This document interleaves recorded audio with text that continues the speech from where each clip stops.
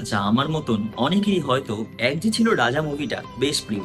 এই মুভিটা কেবল একটা পিরিয়ড ড্রামা নয়, এটি ভারতের আইনি ইতিহাসের সবচেয়ে রহস্যময় কেসগুলোর মধ্যে একটি। এর মেকিং এর পিছনে কিছু কুল ফ্যাক্টস আছে। যিশু সেনগুপ্ত যে সন্ন্যাসীর চরিত্রে অভিনয় করেছিলেন, সেই চরিত্রের গেট আপ ঠিক করার জন্য সৃজিত মুখার্জি 1921 সালের আসল কোর্ট কেসের ফাইল এবং সেই সন্ন্যাসীর আসল ছবি ব্যবহার করেছিলেন।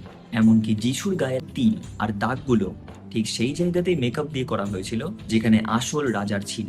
সন্ন্যাসীর লুক পাওয়ার জন্য যিশু সেনগুপ্তকে ঘন্টার পর ঘন্টা প্রস্থেটিক মেকআপ নিতে হয়।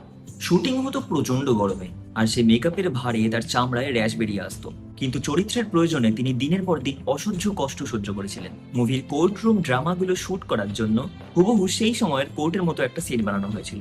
প্রোডাকশন ডিজাইন এতটাই নিখুঁত ছিল যে পুরোনো দিনের আসবাবপত্র থেকে শুরু করে টাইপরাইটার পর্যন্ত সব অরিজিনাল কালেক্ট করা হয়। মুভিতে যখন রাজা ফিরে আসেন তখন তার কথা বলার ধরন আর গলার স্বর পাল্টে গিয়েছিল। এটি ফুটিয়ে তোলার জন্য যিশু সেনগুপ্ত আলাদা করে তার ভয়েস মডিউলেশনের উপর কাজ করেছিলেন, যাতে একজন মানুষ দীর্ঘ 12 বছর সন্ন্যাসী হিসেবে কাটানোর পর কিভাবে কথা বলতে পারে তা রিয়েলিস্টিক লাগে।